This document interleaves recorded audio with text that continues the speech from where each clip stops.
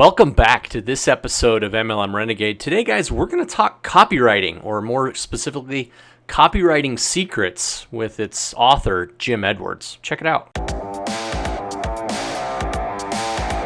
So here's the million-dollar question. How are network marketers like us, who've tried everything their upline ever suggested to be successful, and yet still struggled, who grew up with technology and aren't stuck in the 20th century, how are we supposed to grow our downlines and our bank accounts and yet still have time for real life? My name is J.R. McKee. Join me as we explore how to use 21st century learning and technology to grow our downlines and build lasting wealth. Simply put, this is MLM done different. Welcome to MLM Renegade.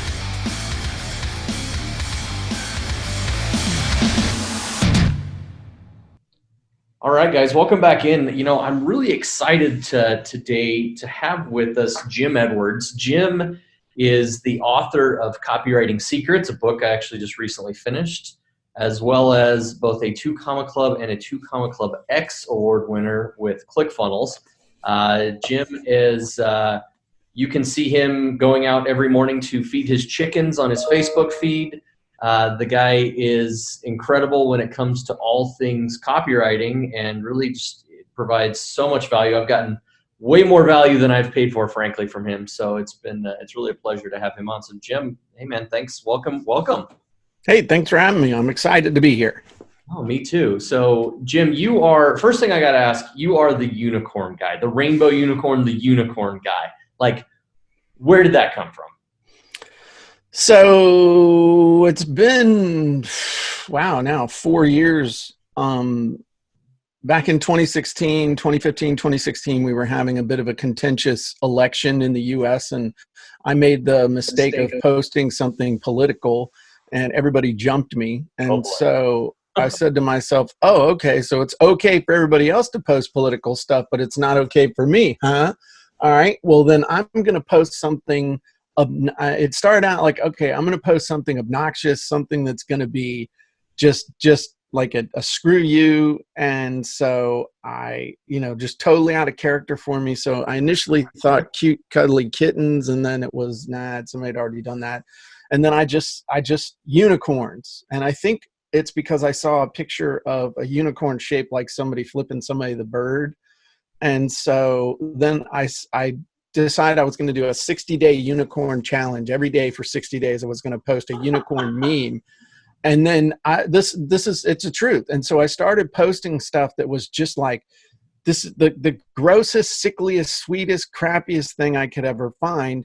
And then the funny thing is that after 2 weeks, people started telling me, hey, Jim, every time I see a unicorn, I think of you. 3 weeks later, people started sending me t-shirts and mugs and stuff. And within a month, I was just known as the unicorn guy. And I don't really post that much unicorn stuff anymore. I need to keep it up a little bit. I don't do it as much as I should.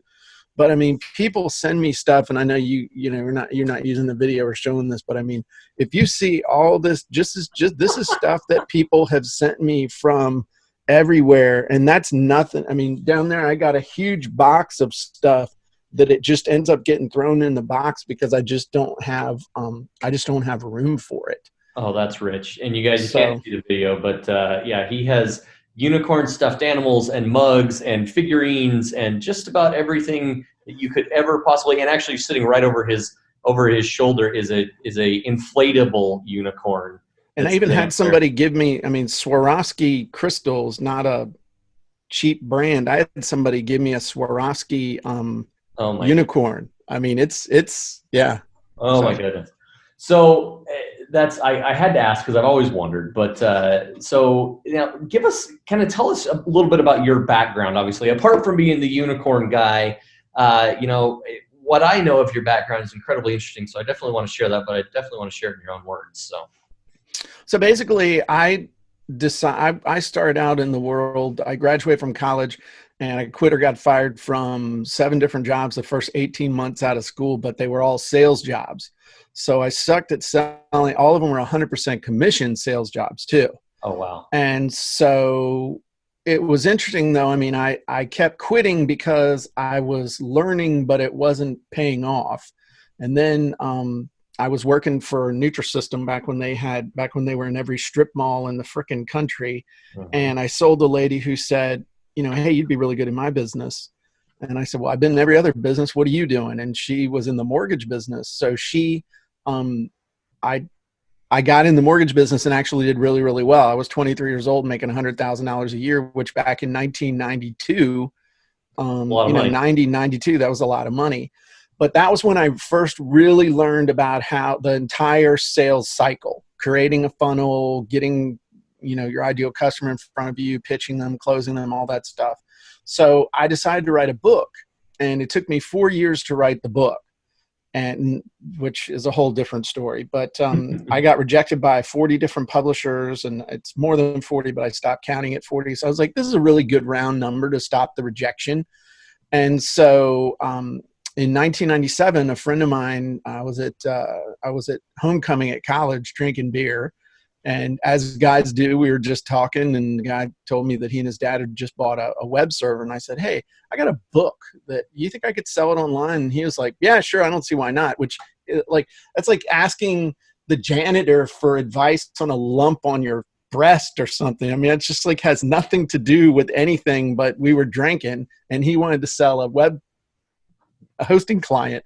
So that launched a 4-year odyssey of trying to figure out how to sell my book. And I eventually learned how to sell it, got written up in the New York Times and some other stuff. And in 2001, I decided, you know what? I'm seeing that there's this thing called copywriting that is salesmanship in print. And I see how other people who are really good at it are getting me to spend money with them. And so maybe I could learn how to do that. And so I made the conscious decision to get really, really good at sales copy. And I read all the books. I practiced, which meant putting a bunch of offers out there, writing a bunch of copy, running traffic across it, seeing what worked, seeing what didn't work. And, that's what kind of launched me on my journey as far as sales copy, but I never set out to be a copywriter, and I never really wrote copy for other people ever, with the exception of like one sales letter I wrote for a real estate agent back in 98, before the turn of the century. And the funny thing is that, like I said, I never saw myself as a copywriter. I was selling courses and coaching, and I was selling people video stuff and software and all these other things, but I had to learn how to write copy to sell my stuff. And I had to learn how to write really good copy because I was in super, super competitive markets. Sure. So, and then that's kind of what happened. That's awesome. So it was, necessity is the motherhood of invention, Yeah. right? There was no way I was going to pay somebody, $10,000, $15,000 to write a sales letter for me. Hell no. Wasn't going to do that. So you wrote Copywriting Secrets, which personally I view as a manual. It's more than just a book, right? It's not a how-to. It's a manual. In fact, I went so far as I went to Office Depot, and I had them cut the spine off of it and spiral bind it for me. Wow. So that I can sit and have it lay open so that it sits there. So I did. So actually I need to buy another copy that's just the regular book so I can have it on the bookshelf. Yes, you do. And take all the upsells. And take all the upsells. That's right. So, what was the genesis of writing Copywriting Secrets? Like, how long did it take?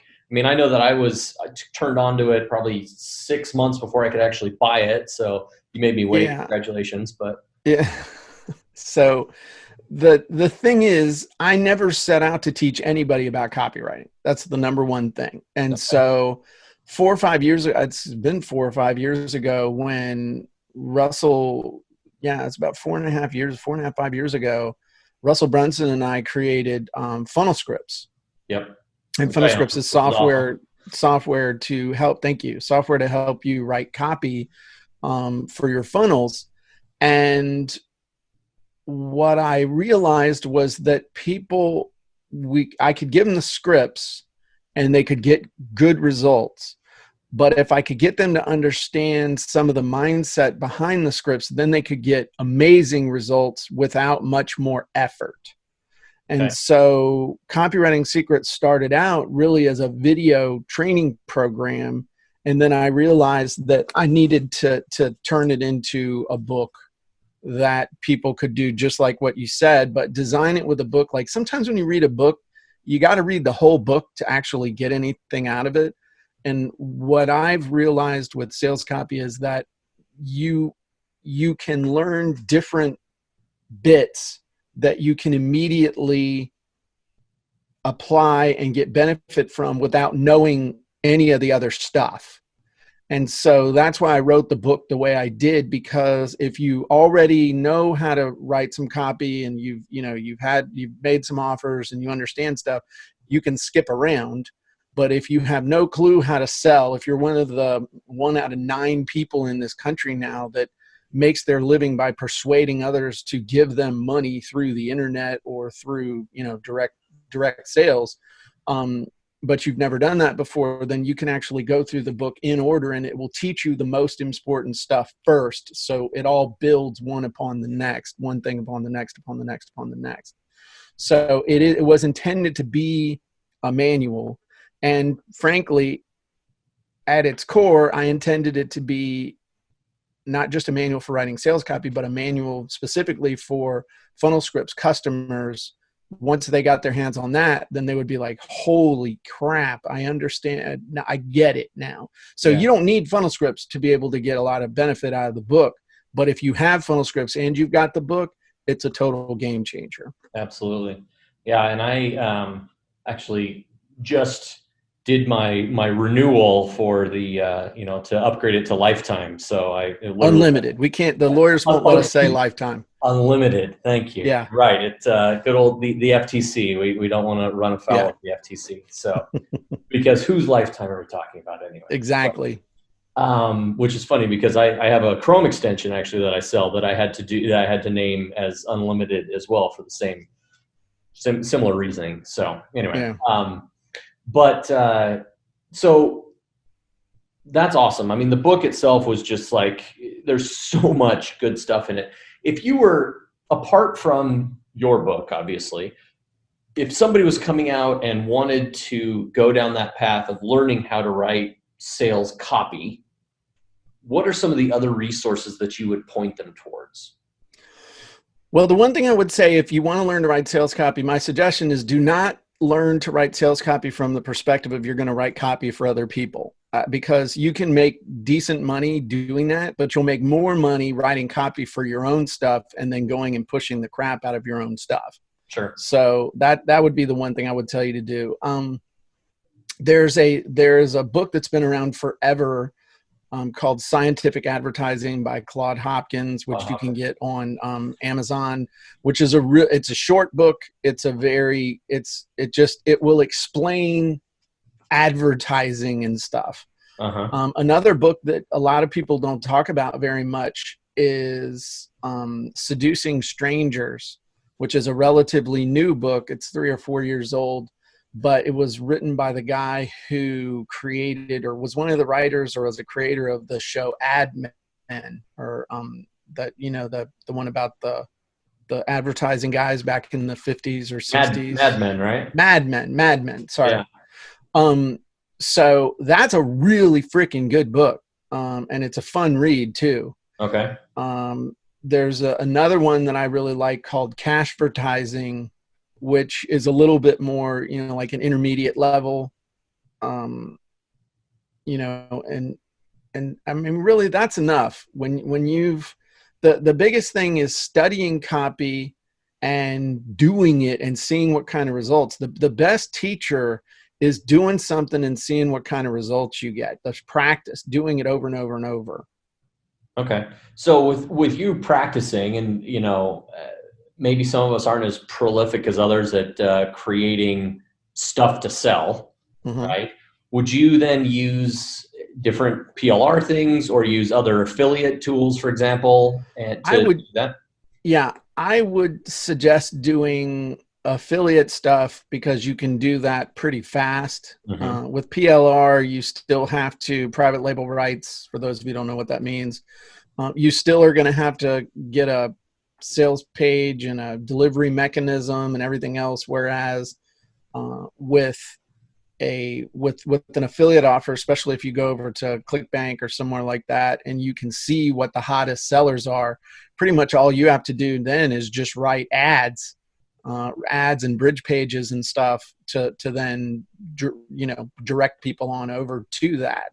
So if I was going to suggest how to do it, I would say, actually, if you don't have your product, then find the best best converting affiliate offer you can in kind of a smaller niche. I wouldn't go after like supplements or something like that. But something that you can go after that you can drive some traffic and do some articles and create some bridge page content and do those types of things and just start practicing. But the other thing you got to understand, though, is that you've got to drive traffic to the offers. You can't just put it out there and then let it. You got to drive targeted traffic. You got to know who's seeing it, and you got to get enough across it that you can tell whether it's working or not. Because you can put something online, but if nobody sees it, you don't know if it's any good or not. So that's the other caveat.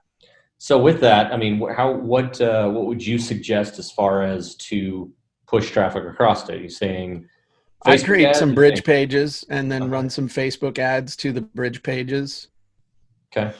Maybe an advertorial type thing, or a product review, or just an article about the topic, and then a real good call to action with a resource box at the end to drive people through. That's Facebook really won't let you do direct linking through an affiliate link. So you got to come up with some intermediary content, a bridge page, which is basically just a pre-frame page. Yep. So those aren't hard to make.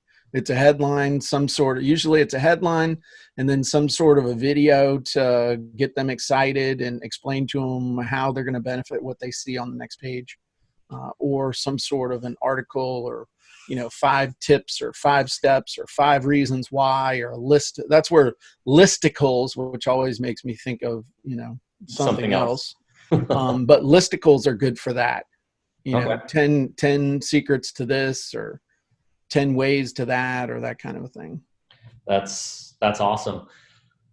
I'm always, as I'm trying to both develop my own affiliate business as well as, develop my own products. It's like, my day job is, I sell enterprise software for a living. So selling, I know selling, but, and talking, I can do fine. And writing, I feel like I'm a good writer, but putting the two together has been kind of, two magnets trying to push them together. It feels like sometimes. So. Well, and it's different selling to get somebody on the phone.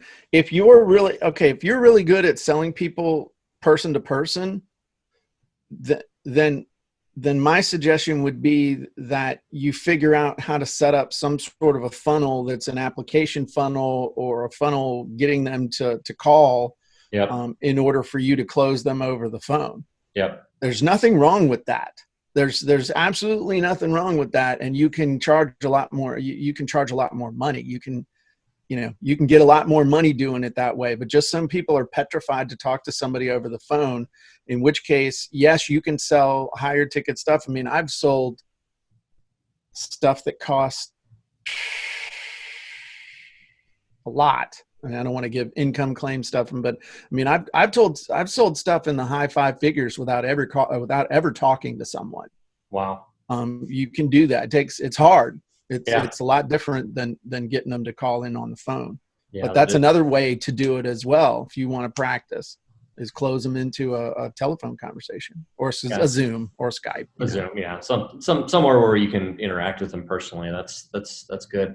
And I think, and I've done that a little bit. And I'm obviously trying to work both sides of the equation too, to, things that I don't have to touch at all, and others that, that can be obviously higher ticket to deal with. So it's all, while I work my day job, while I do everything else, just trying to grow this and grow the experience. But if you have some way to close somebody into a $5,000 or $10,000 deal, all you got to do is close, 5 or 6 people into that. And then you should be able to walk away from your existing job. If you, again, I'm not giving Sure. no income claims, no stuff like that. But I mean, that was one of the things that I did when I took on my first employee.